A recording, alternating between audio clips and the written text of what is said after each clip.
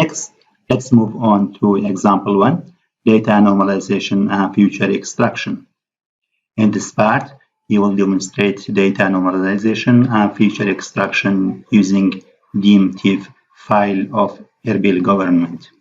First, we need to read the DMTIF file using rasterio library. The file path is specified as DMTIF file path. Next, we read the file and extract the elevation data from the first band.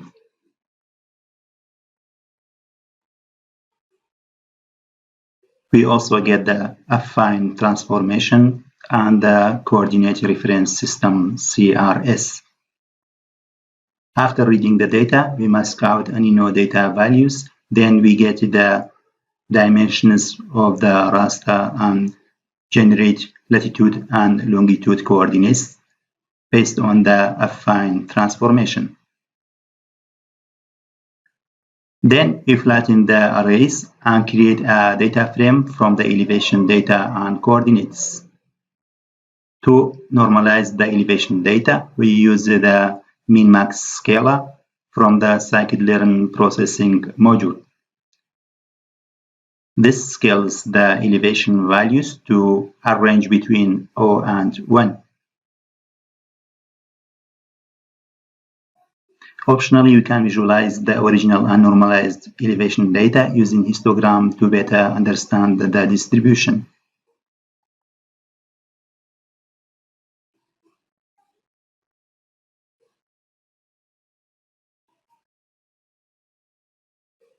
The output displays top 5 points with the latitude, longitude, and normalized elevation. And the histogram from the left side display original elevation data.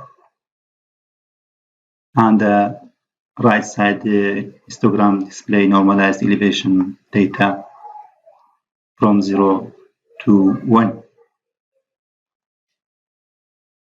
Example 2, applying k-means clustering.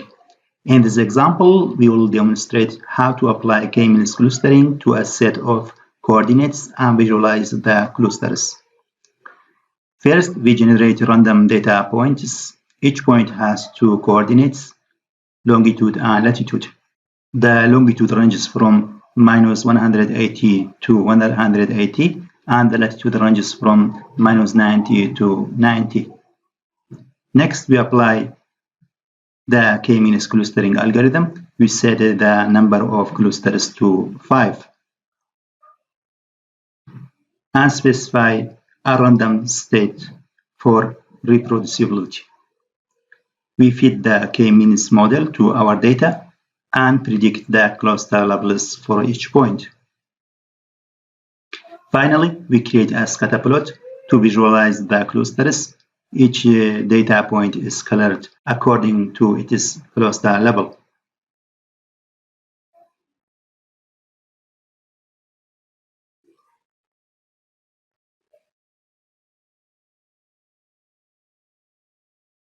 That's the output scatter plot.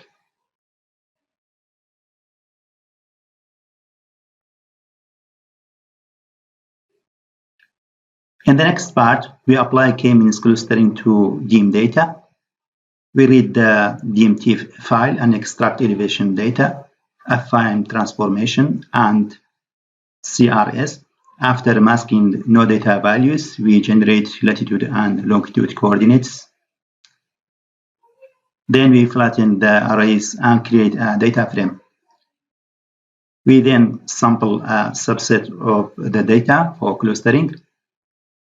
We normalize the latitude and longitude values using min-max scalar and prepare the data for clustering. Finally, we apply k-means clustering and visualize the clusters.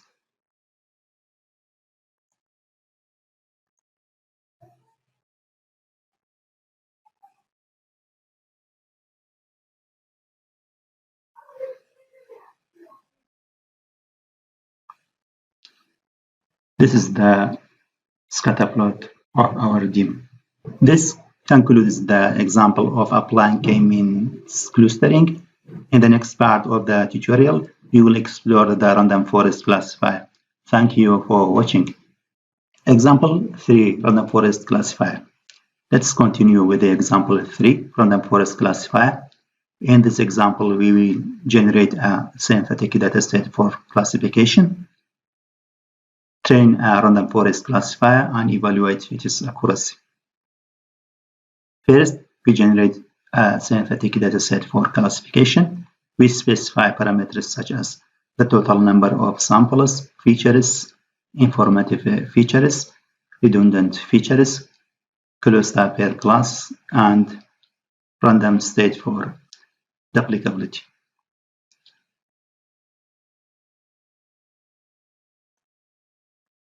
Next, we split the dataset into training and testing sets. We specify the proportion of the dataset to include in the test split and ensure the applicability of the split. We then train the classifier on the training data and mask predictions on the testing data. We then train the classifier on the training data and make predictions on the testing data.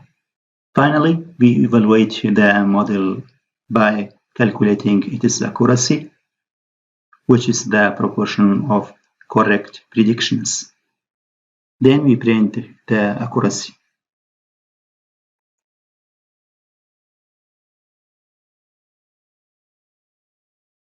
Which is 0.94. In the next part, we will use a random forest classifier to classify pixel values from a real Landsat image.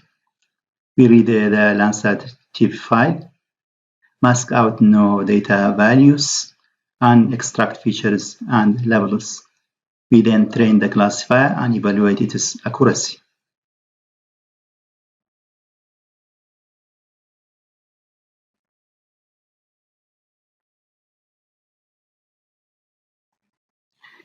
Because it is just a simple model for tutorial, the accuracy low, it is 0.50. And that's training and testing data, but we not use ground truth. When we use the ground truth, the accuracy will increase.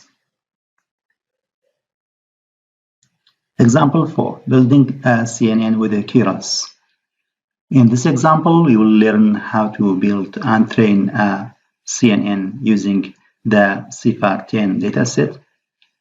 After training for 50 epochs, the model achieved an accuracy of 0.77 and a loss of 0.69.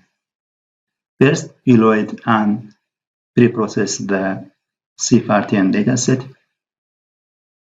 We normalize the pixel values to be between 0 and 1 by dividing by 255. We also convert the class labels into one-hot encoding for use in training the model. Next, we apply data augmentation to the training images.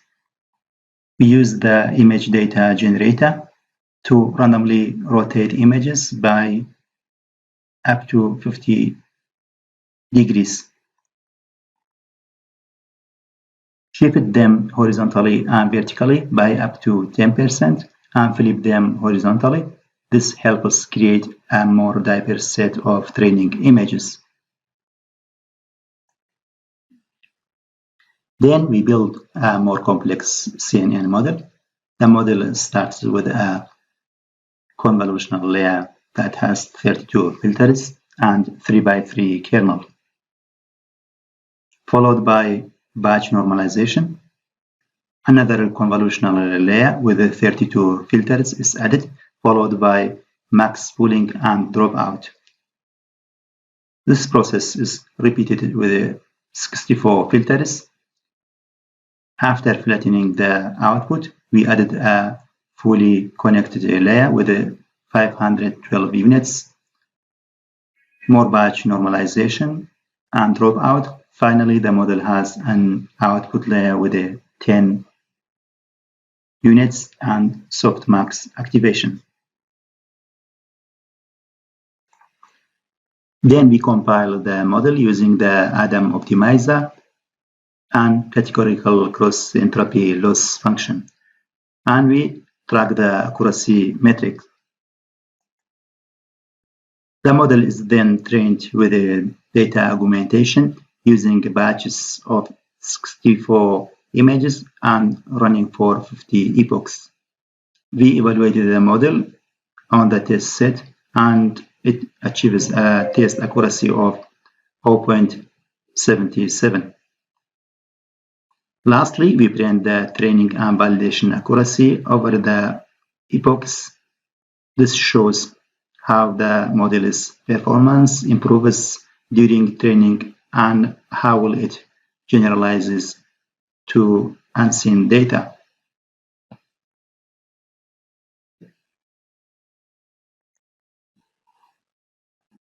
It may take a bit long time. We pause the video now.